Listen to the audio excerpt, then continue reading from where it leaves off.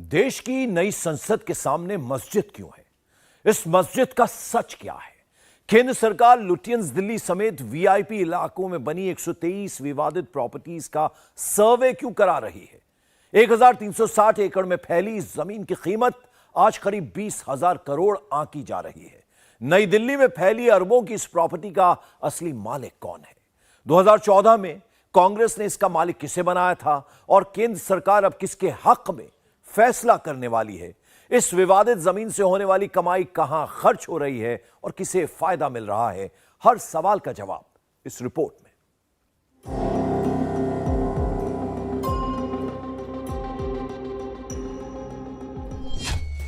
मस्जिद, मजार, दरगाह, कब्रिस्तान किसके हैं? जाहिर है इस सवाल का एक ही जवाब मिलेगा, मुसलमानों के। तो फिर दिल्ली में अचानक 123 मस्जिदों, मजारों, दरगाहों और कब्रिस्तान के मालिकाना हक पर बवाल क्यों मचा है? दरअसल सवाल ये नहीं है कि ये मुसलमानों के हैं या नहीं। सवाल ये है कि इन जमीनों का इस्तेमाल क्या हो रहा है, इनकी कमाई का पैसा कहाँ खर्च हो रहा है, क्या ये जमीनें सलामत हैं या इनके कुछ हिस्से पर कब्जा हो गया है? कहीं ऐसा तो नहीं है कि धांधली कर इन्हें चोरी से बेच दिया गया हो? केंद्र सरकार इन्हीं सवालों के जवाब तलाश कर रही है। इसीलिए दिल्ली की 123 ऐसी प्रॉपर्टी जो मुसलमानों से संबंधित है, उसे केंद्र सरकार के शहरी विकास मंत्रालय ने नोटिस जारी किया है ताकि मौजूदा वक्त में इन जमीनों की सच्चाई सामने आ सके। एलएनडीओ और डीडीए को इन जमीनों के सर्वे का काम सौंपा गया है। ये तस्वीरें दिल्ली के बंगाली मार्केट की हैं, जहां एलएनडीओ यानी भूमि और विकास कार्यालय की टीम सर्वे कर रही है। सर्वे सिर्फ कागजों पर नहीं हो रहा है, कैमरे पर रिकॉर्डिंग हो रही है। विवादित 123 प्रॉपर्टी में 61 एलएनडीओ और 62 डीडीए के अधिकार क्षेत्र में आती हैं। अब सवाल उठता है कि दिल्ली के किस हिस्से में ये विवादित प्रॉपर्टी है? इसे जरा गौर से देखिएगा। लुटियंस दिल्ली, जहां राष्ट्रपति और उपराष्ट्रपति समेत भारत सरकार के बड़े बड़े दफ्तर हैं।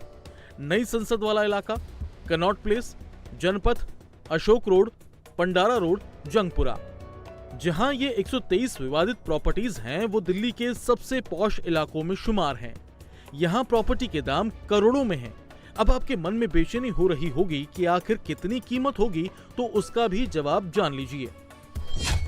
केंद्र सरकार जिन विवादित 123 प्रॉपर्टी का सर्वे करवा रही है, कागजों में उस जमीन का कुल एरिया 1360 एकड़ है। इसका बाजार भाव 20,000 करोड़ रुपए, यानी 20 के आगे 10 जीरो। कीमत देखकर होश फाख्ता हो गए ना? अब जरा एक और तस्वीर देखिए। ये देश की नई संसद की दीवार है और इस तरफ जो बाउंड्री देख रहे हैं, वो नई दिल्ली की जामा मस्जिद है। कंफ्यूज मत हो, ये लाल किले के पास वाली जामा मस्जिद से बिल्कुल अलग है, लेकिन नई संसद के बिल्कुल बगल में है। इसका भी सर्वे होना है। नई दिल्ली वाली ये जामा मस्जिद करीब 350 साल पुरानी है। यहाँ पूर्व राष्ट्रपति और देश के missile man Bharat Ratna APJ Abdul Kalam भी नमाज पढ़ने आया करते थे। ईद बकरीद पर तमाम दलों के सांसद यहाँ अब भी नमाज पढ़ते हैं। इसी मस्जिद के पास पूर्व राष्ट्रपति फखरुद्दीन अली अहमद की मजार है। दिल्ली में जिन मस्जिदों में इस समय एलएनडीओ और डीडीए सर्वे कर रहा है, उनमें से एक मस्जिद ये जामा मस्जिद नई दिल्ली भी है। यहाँ पर भी एक नोटिस चस्पा किया गया था और उसके बाद इस पूरी जगह का भी एक सर्वे किया गया एलएनडीओ और डीडीए के जरिए। जो पैमाइश है वो की गई। अगर इस मस्जिद की बात करते हैं तो काफी पुरानी ये मस्जिद है और मस्जिद से जो पार्लियामेंट है, देखिए पार्लियामेंट क्योंकि नई जो बिल्डिंग है कुछ हिस्सा वो अभी भी बन रहा है, तो बिल्कुल करीब है, यानी कि 50 मीटर की भी दूरी नहीं है। बीच में सिर्फ एक सड़क है। ये पार्लियामेंट है देश की, संसद भवन, और ये नई दिल्ली जामा मस्जिद है। और इस मस्जिद के ही परिसर में आगे की तरफ पूर्व राष्ट्रपति फखरुद्दीन अली अहमद की मजार भी है। तो यहाँ की भी पैमाइश या सर्वे किया गया। और अगर 123 जो प्रॉपर्टी का इशू है, जो दिल्ली वक्फ बोर्ड जिस पर यह दावा करता है कि प्रॉपर्टी उसकी है, और जो केंद्रीय मंत्रालय है उसकी तरफ से कहा जाता है कि वो उसकी है, और ये पूरा जो मामला है हाईकोर्ट में इस वक्त चल रहा है और कोर्ट के आदेश के बाद ही तमाम जगहों की पैमाइश या जो भी एक तरीके से सर्वे है वो चल रहा है, उसमें इस मस्जिद का भी सर्वे किया गया है। कुल मिलाकर 123 जो प्रॉपर्टी है, बड़ी हाई प्रोफाइल या कहे कि बहुत बेशकीमती जो जमीनें हैं वो यहाँ पर हैं। इस प्रॉपर्टी की अगर बात करते हैं तो इसमें मस्जिद भी है, मज़ारें हैं और दूसरी जगह भी है, जिसको लेकर विवाद लगातार बढ़ रहा है। और पिछले कई सालों से हमने देखा है कि इस पूरे मामले में कानूनी लड़ाई भी वक्फ बोर्ड और जो दूसरी मिनिस्ट्री है उनकी तरफ से लड़ी जाती रही है। अब क्योंकि फिर से सर्वे की जो बात है वो सामने आई है, तो ये मामला अब गर्माता नजर आ रहा है। लेकिन सेंट्रल दिल्ली में ये अकेली मस्जिद नहीं है जहां विवाद है। ऐसी करीब 5 बड़ी मस्जिदें हैं जिनके सर्वे के लिए शहरी विकास मंत्रालय ने नोटिस जारी किया है। इनमें रेड क्रॉस रोड पर बनी जामा मस्जिद, उद्योग भवन के पास सुनहरी बाग मस्जिद, कृषि भवन के पास बनी मस्जिद कृषि भवन, मानसिंह रोड पर बनी जब्तागंज मस्जिद और मोतीलाल नेहरू रोड पर बनी सुनहरी बाग मस्जिद भी शामिल है। दिल्ली हाईकोर्ट के आदेश पर जिन 123 प्रॉपर्टी का सर्वे किया जा रहा है उसमें ये मोतीलाल नेहरू मार्ग की मस्जिद भी शामिल है। इस वक्त हम यहीं पर मौजूद है और ये मस्जिद है मोतीलाल नेहरू मार्ग पर। जाहिर सी बात है कि कई सौ साल पुरानी ये मस्जिद कही जाती है, जिसको वक्फ बोर्ड ये दावा करता है कि कई सौ साल पुरानी ये मस्जिद है। और 123 प्रॉपर्टी का इशू भी जाहिर सी बात है कि दशकों पुराना है और LNDO के साथ साथ DDA भी लगातार हम देख रहे हैं कि पिछले कुछ दिनों से जब से हाईकोर्ट का आदेश आया है तब से अलग अलग प्रॉपर्टी का सर्वे कर रहा है। दिल्ली वक्फ बोर्ड ये कह रहा है कि हाईकोर्ट का आदेश तो आया है, लेकिन वो आदेश सिर्फ ये है कि इन प्रॉपर्टी का सर्वे या कोई जो पैमाइश है वो की जा सकती है, लेकिन इसमें किसी तरह की छेड़छाड़ नहीं की जाएगी। ना ही DDA और दूसरी एजेंसियों को ये अधिकार मिला है कि वो इसमें किसी तरह की छेड़छाड़ करे। ये दिल्ली वक्फ बोर्ड का दावा है। लेकिन ये बात सही है कि जब से ये आदेश आया है कि सर्वे किया जाए, वक्फ बोर्ड और उससे जुड़े हुए जो लोग हैं उससे उनकी दिलों की जो धड़कनें हैं वो यकीनन बढ़ गई है कि दरअसल आगे होने वाला क्या है।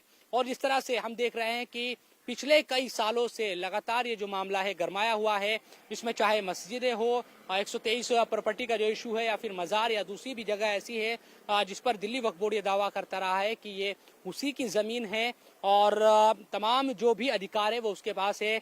लेकिन पिछले कुछ दिनों से जिस तरह से हालात तब्दील हुए हैं और हाईकोर्ट की तरफ से ये कहा गया है कि सर्वे कीजिए इन तमाम जगहों का, उससे यकीनन अब जो चीज़ें हैं वो बदलती दिख रही है। आने वाले दिनों में किस तरह की चीज़ें रहती है और इन सर्वे के बाद आगे क्या कुछ होगा, या फिर हाईकोर्ट की तरफ से जो आदेश है सर्वे करने का वो यहीं पर रुक जाएगा, ये तो देखना होगा। लेकिन फिलहाल अलग अलग जो मसाजिद है या फिर मज़ारों की बात करते हैं, दूसरी जो प्रॉपर्टी है 123 के तहत जो आती है, उन तमाम जगहों पर नोटिस भी चस्पा किए गए हैं और उसके बाद वहां पर सर्वे भी हुआ है। अब सवाल उठता है कि इस झगड़े की शुरुआत कहां से हुई। 5 मार्च 2014 को कांग्रेस की मनमोहन सरकार ने अरबों की कीमत वाले विवादित 123 प्रॉपर्टीज को डी नोटिफाई करने का आदेश दे दिया, उसे वक्फ बोर्ड के हवाले कर दिया। एक दिन बाद यानी 6 मार्च 2014 को देश में आचार संहिता लागू कर दी गई। मुस्लिम पक्ष की तरफ से इन मामलों को हाईकोर्ट में लड़ने वाले वकील शाहिद अली आरोप लगाते हैं कि 9 साल पहले कांग्रेस का फैसला चुनावी लाभ के लिए किया गया था। वो आगे कहते हैं कि ये मुस्लिम तुष्टीकरण की राजनीति का एक पैंतरा था। वो आरोप लगाते हैं कि अब बीजेपी भी चुनावों से चंद महीने पहले सर्वे करवाकर वही खेल खेल रही है। वैसे ही कांग्रेस ने उस वक्त इलेक्शन ईव पर, मैंने बताया ना आपको, डेट भी बताई, देखिए मैंने 6 मार्च का नोटिफिकेशन है साहब, और मेरे ख्याल अप्रैल में इलेक्शन थे। तो नोटिफिकेशन से पहले या नोटिफिकेशन के वक्त में वो नोटिफिकेशन लेके आए थे, ये इलेक्शन का नोटिफिकेशन था। तो कांग्रेस ने इस काम को करना नहीं था, एक इलेक्शन का प्रोपेगेंडा उन्होंने बनाना था। कांग्रेस ने दरअसल किया क्या, कांग्रेस ने किया ये है कि उसने शो तो ये किया कि साहब मुसलमानों के लिए बहुत कुछ कर रहे हैं, लेकिन मुसलमानों के साथ वो किया कि उनको दलितों से निचले स्तर पर ले गए। मनमोहन सरकार के फैसले से पहले यानी 5 मार्च 2014 से पहले भी इन 123 प्रॉपर्टीज का झगड़ा अदालत की चौखट तक पहुंचा था। सबसे पहले बर्नी आयोग बना, जिसके अध्यक्ष थे सैयद मुजफ्फर हुसैन बर्नी। बर्नी IAS अधिकारी थे जो बाद में कई राज्यों के राज्यपाल भी रहे। उन्होंने इन जमीनों को वक्फ बोर्ड को देने की सिफारिश की। विश्व हिंदू परिषद ने इसका विरोध किया। लड़ाई दिल्ली हाईकोर्ट तक पहुंची।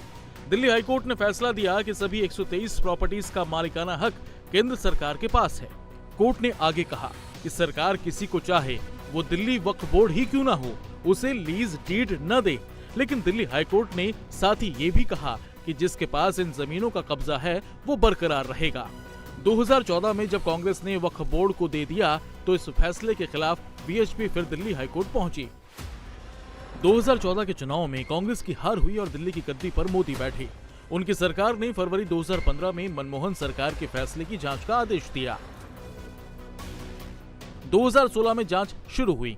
जेआर आर्यन की अगुवाई में एक सदस्यीय आयोग बना। आयोग को 6 महीने में रिपोर्ट सौंपनी थी, लेकिन बाद में आयोग का टाइम 6 महीने के लिए बढ़ा दिया गया। 2017 में जेआर आर्यन आयोग ने सिफारिश की कि 123 विवादित संपत्तियों पर फैसला दिल्ली वक्फ बोर्ड ले, लेकिन विवाद नहीं सुलझा। 2018 में 2 सदस्यीय आयोग बना, लेकिन दिल्ली वक्फ बोर्ड ने 2 सदस्यीय कमेटी को मानने से इनकार कर दिया। मुस्लिम पक्ष की तरफ से मामले की पैरवी कर रहे वकील शाहिद अली सवाल उठाते हैं कि कोर्ट के आदेश पर बनी कमेटी को वक्फ बोर्ड कैसे मानने से इनकार कर सकता है। वो ये भी कहते हैं कि सर्वे से मुसलमानों को डरने की जरूरत नहीं है। सर्वे तो इन जमीनों की सुरक्षा और बेहतर इस्तेमाल के लिए है। तो 2 मेंबर कमेटी जब बनाई गई, दिल्ली वक्फ बोर्ड ने 2 मेंबर कमेटी को रिकॉग्नाइज नहीं किया। दिल्ली वक्फ बोर्ड का स्टैंड, हालांकि यहाँ पर उनके जो वकीलों ने उनको समझाया, वो मैं मानता हूँ गलत तरीके से समझा दिया गया है, क्योंकि जब एक ऑर्डर हो चुका है तो उसको मानना है। 1 मेंबर कमेटी के लिए आप जिद नहीं कर सकते। उन्होंने दिल्ली हाईकोर्ट में खैर रिट डाली। दिल्ली हाईकोर्ट में वो लड़े इस चीज के लिए कि 1 मेंबर कमेटी की सिफारिशों को माना जाए या 1 मेंबर कमेटी की रिपोर्ट को आप पब्लिश कर दें। 1 मेंबर कमेटी की रिपोर्ट को पब्लिश नहीं करने दिया गया। जब 2 मेंबर कमेटी ने वक्फ बोर्ड को नोटिस किया तो वक्फ बोर्ड ने वहां पर अपनी बात जाके नहीं रखी। उस पर 2 मेंबर कमेटी ने यह आदेश कर दिया कि साहब ये दिल्ली वक्फ बोर्ड का, हम इसमें जो भी कुछ हक था, जो भी स्टेक था, ये दिल्ली वक्फ बोर्ड को हम इससे एब्जॉल्व कर देते हैं। दिल्ली वक्फ बोर्ड को इससे मुक्ति दे देते हैं। किस चीज से मुक्ति दे देते हैं? कि उसका जो स्टेक था, स्टेक किस बात का था? कि ये वक्फ प्रॉपर्टियां हैं। अब बताइए 2 मेंबर कमेटी या भारत की सरकार कैसे एब्जॉल्व कर लेगी वक्फ बोर्ड को? वक्फ बोर्ड एक सरकारी संस्था है, लेकिन जो प्रॉपर्टियां हैं, ये प्रॉपर्टियां तमाम मुसलमानों की प्रॉपर्टियां हैं। सर्वे से मुराद सिर्फ ये है कि ये प्रॉपर्टियां कितनी बड़ी हैं, इन प्रॉपर्टियों का फिजिकल पोजीशन किसके पास है, क्या वक्फ बोर्ड के पास है या नहीं, अगर है तो कितनी प्रॉपर्टियों में, कितने एरिया में वो लोग कब्जे में हैं। तो इसमें जो आज एक भ्रांति फैलाई जा रही है कि साहब चूंकि सर्वे हो रहा है तो ये प्रॉपर्टियां गवर्नमेंट के पास चली गई या गवर्नमेंट ने छीन ली, ऐसा बिल्कुल भी नहीं है। दिल्ली वक्फ बोर्ड के पूर्व चेयरमैन और आम आदमी पार्टी के नेता अमानतुल्लाह खान इसे चुनावी हथकंडा बता रहे हैं। विवाद चला आ रहा है बहुत पहले से 123 प्रॉपर्टी का, लेकिन शुरू से ही एडमिनिस्ट्रेशन कंट्रोल हमारा है और कोर्ट ने माना भी और हमें वो दिया भी बाकायदा ऑर्डर के अंदर कि एडमिनिस्ट्रेशन कंट्रोल जो है दिल्ली वक्फ बोर्ड का है और उन्हीं का रहेगा। तो ऐसे कैसे कोई ले सकता है? और सर्वे हो रहा है, सर्वे बिल्कुल, सर्वे की रिपोर्ट जो भी होगी हाईकोर्ट में जाएगी, हमें उसका जवाब दाखिल करना है। वो ये देखना चाह रहे हैं कि इन प्रॉपर्टी की मौजूदा हालत क्या है, प्रॉपर्टी क्या है। तो मैक्सिमम जो हैं वो मस्जिदें हैं, मज़ार हैं, दरगाहें हैं, कब्रिस्तान हैं, आज भी हैं वो, और उससे कोई ऐसी बहुत ज़्यादा चेंजेस आने वाला नहीं है उन सर्वे से। ये सिर्फ भोकाल बनाने के लिए ये भोकाल बना रहे हैं, कुछ नहीं है। इनका जो मकसद था वो कहीं ना कहीं फौत हो गया जब हाईकोर्ट ने इसमें ऑर्डर किया और हाईकोर्ट में चीज़ें फैसले आए हैं, तो उसके बाद इनका जो मकसद था कहीं ना कहीं पॉलिटिकल गेन करने का, वो कहीं ना कहीं लॉस हुआ है। तो अब ये सब उसी को दोबारा से, क्योंकि मेरा 26 तारीख को कार्यकाल पूरा हो गया तो अब फिर आनी शुरू हो गई ये सब चीज़ें। तो ऐसा कुछ नहीं है, किसी को घबराने की ज़रूरत नहीं है। नवंबर की तारीख है, नवंबर में जो भी होगा अभी चलेगा, क्योंकि भाई एडमिनिस्ट्रेशन कंट्रोल हमारा है। तो मस्जिद को तो ये बदल नहीं सकते, कब्रिस्तान की हालत को तो ये बदल नहीं सकते, तो कोई भी नहीं बदल सकता। ये एक्ट से हैं ये सारी चीज़ें, तो इसमें बिल्कुल परेशान होने की बात नहीं है। बिल्कुल बहुत अच्छा है और जो भी लोग होंगे अच्छे से इस केस को लड़ेंगे। लेकिन गजब तो ये है कि खुद दिल्ली के दरियागंज की जिस जमीन पर दिल्ली वक्फ बोर्ड का दफ्तर है वो भी विवादों में है। वो इन्हीं 123 प्रॉपर्टीज में शामिल है जिनका सर्वे केंद्र सरकार करा रही है।